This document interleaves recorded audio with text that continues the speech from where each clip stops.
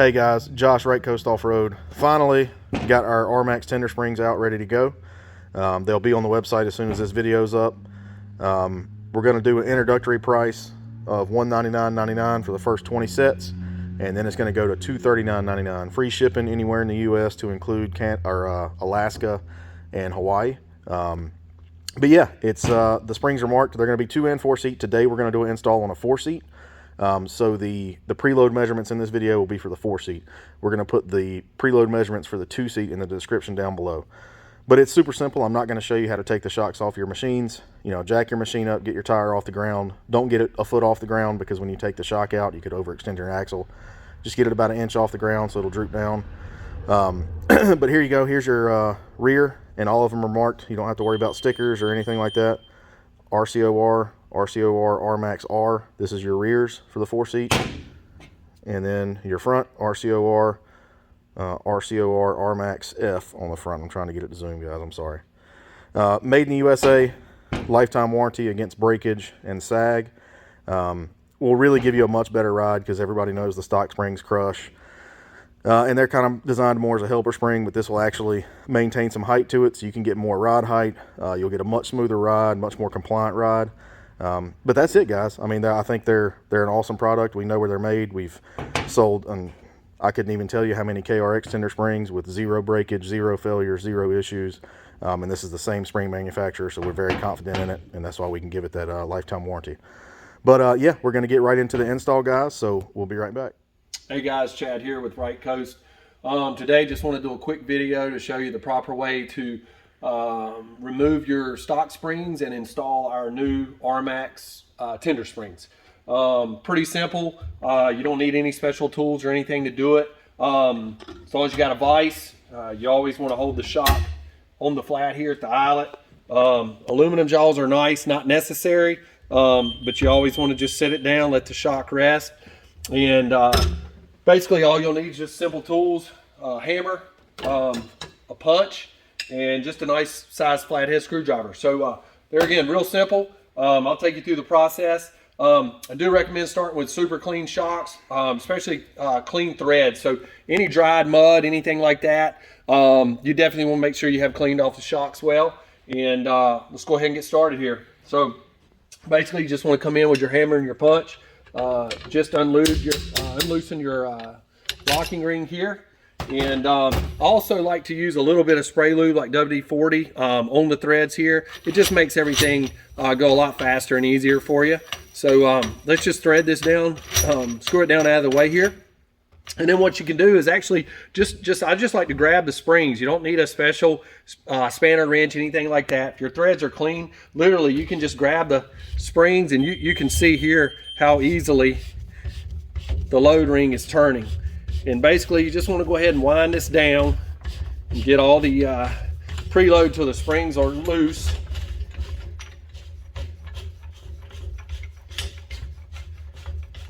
And then once you have this loose, your bottom out bumper, so to get our spring retainer off, we need to pull this bottom out bumper down out of the way. Make sure you don't let the screwdriver hit the shaft. However, you just don't want to do any shaft damage. But yeah, you can come up under here, grab the edge of the bumper, and literally all you have to do is just pull the bumper down with the screwdriver out of the way like that. And once you got this wound down far enough, all we need is enough clearance to get the clip off here. So you can see now we got enough clearance. Literally just slide the clip off and then remove the springs. And I always recommend when you remove the springs, this collar is directional. So the taller part of the collar always sticks up. So just not to get confused, I always recommend just setting everything down exactly like it comes off. Remove the stock tender spring.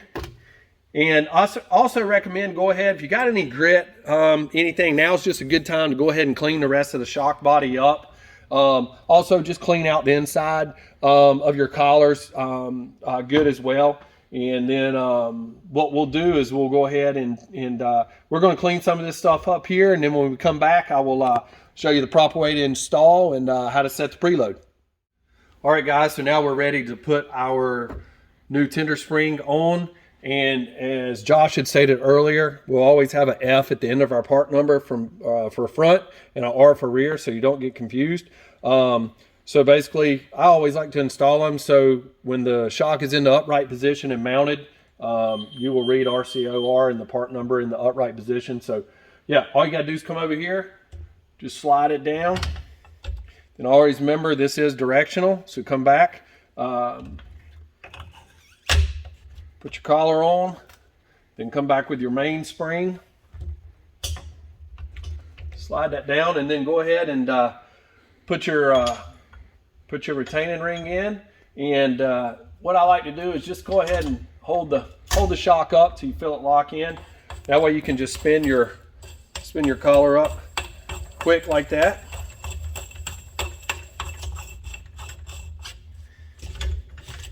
We'll go ahead and add some of our load to it.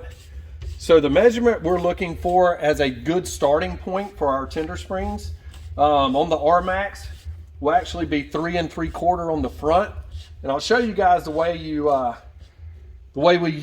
where we measure from, so it's no confusion. So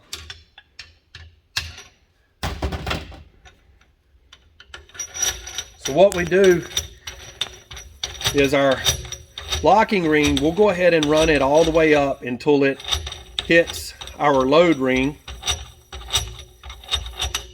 And then so what you want to do basically, this is called the upper clevis, and it has a nice flat edge here. So what we do is we recommend 3 3/4 inches for the starting point. So what we'll do is we'll actually measure from the edge to the edge of your locking ring. So from the edge of the clevis to the edge of the locking ring. So you will just come over here and measure, and you'll see we're not even quite 3 inches yet. So 3 3/4 is what we're looking for our starting target number.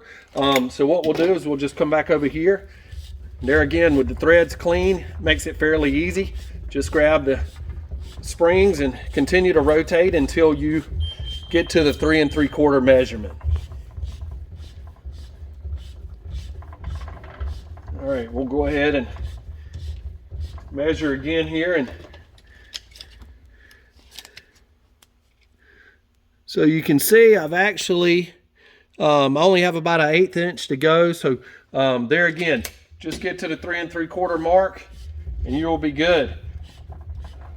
Once you've reached that measurement and we know we're on 3 3/4, then what we'll do is we'll come back in here. Always recommend taking a punch, a steel punch, brass punch. I don't really like to use a flathead to dig into your collars. So a blunt edge punch always works well. Just come back here and can re-lock in like that. Doesn't take much. Just make sure that's locked down well.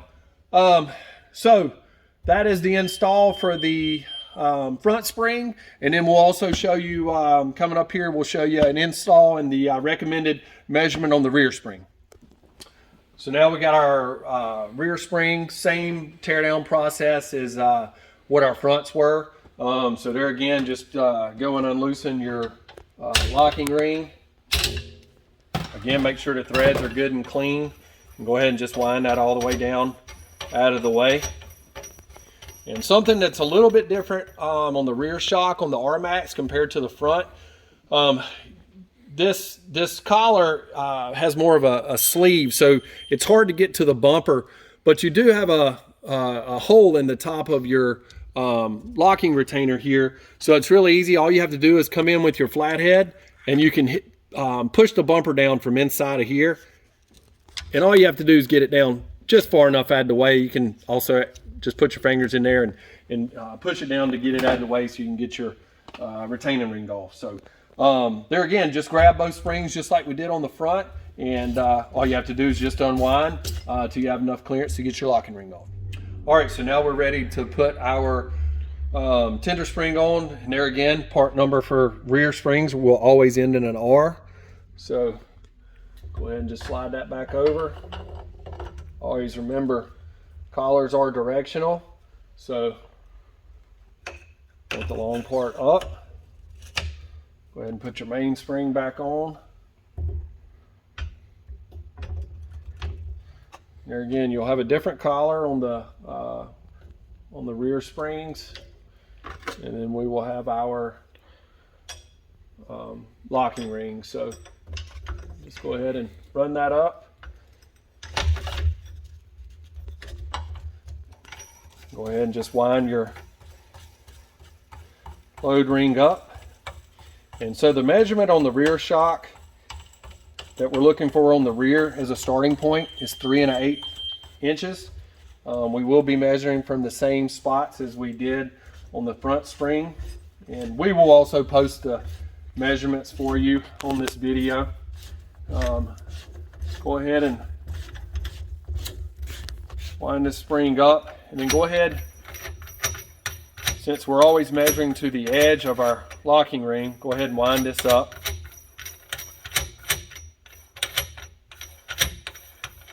And make sure you do it till it's seated good.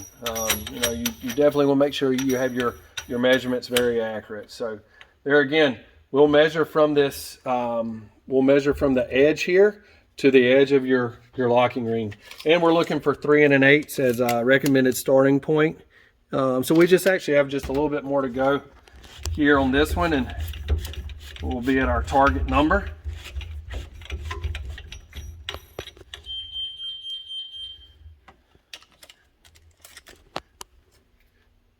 So we're dead on 3 1/8 now, which is where we want to be. One thing I failed to mention on the front spring install that is important, what we recommend is the top eyelet and the bottom eyelet, you want to make sure they're set evenly. So if you need to turn this, it's always good, just take a screwdriver and literally you can turn the end of your shock, but just make sure this top eyelet is even with the bottom eyelet. It just makes installation a lot easier to go ahead and do it while the shock's in the vise. Another thing you want to do on the front and the rear install is we always recommend a starting point indexing your springs from the coil end of the main spring to the coil end of the tender spring. We want 180 degrees. So we always want to make sure we rotate our springs where they're 180 degrees apart from each other. So that's just going to ensure that you know, we limit any kind of bowing or anything like that. And that's just going to make sure everything works properly. So that's pretty much it with the install, guys. So now what we'll take the shocks out to the actual machine, and we'll show you how to finish this process up. All right, guys, here you go. Rmax 4-seater XTR has our springs installed on it. You just saw Chad show you where to set all your preload and everything at. And again, guys, that's just a starting point. I do want to cover that, so you're gonna have to hear me, you know, moan about that for a second. But so on the rear, be very careful to not go under 3 1/8 inch preload, because if you do, your springs are going to be loose when the shock's at full droop, and you could risk kicking a spring, and we don't want to do that. So you can go down more and get more clearance if you'd like, but just don't go above that. On the front, you can go up, down, wherever. The big key factor is when you put these springs on, the springs need to be tight together, because if they're loose and you go to full droop, it can kick a spring, and we don't want that. So just on the rear, just make sure not to go below 3 1/8. So you can go to 3 1/2, you can go to 4 if you want to get a ton of clearance. But this is our ideal setting. So we've got 3 3/4 front and 3 1/8 rear. That puts us, this machine has 32 inch rockabillies on it. And before we put the springs on, we were at 13 3/4 in the rear, and we just measured to the bottom of the skid, and now we are at right around 15 1/4.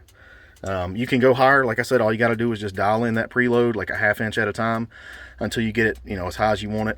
I think this is the best setting, 15 1/4, 15 1/2 with 32s. But if you just want clearance, you can keep cranking up. And on the front, we were down to about 13 flat with the stock springs, and with our tender springs at 3 3/4 preload, you can see there, we're now at right at 15 1/4. So we're almost flush across the entire body underside of the machine. And there's some guys that, you know, they like to set the rear high so it steers tighter. They like to set the rear low so it settles and whoops and high speed stuff, and that's totally up to you guys. Just remember, don't go under 3 1/8 on the rear because it could cause you some issues. But on the front, you can drop it down, just keep those springs tight. But yeah, you get a better ride, guys. Much smoother ride because you got 2 springs working for you now instead of just that one main spring. And you can dial your clearance in and set it as you like, you know. And like I said before, I hate to keep mentioning it, but it's one of the main questions we have with our other tender springs. You know, this isn't a one-size-fits-all thing. Sometimes you're going to have to make an adjustment here if you've got a bunch of weight in the back, bunch of weight in the front, heavy rear passengers, no rear passengers, you know. And it's something you got to play with. But guys, I think y'all will be really happy with them. They'll be on the site when this video drops. This is the 4-seater measurements. We'll have the 2-seater in the description below. And that's it, guys. Y'all have a good day, and we'll put a link in the description where you can buy them.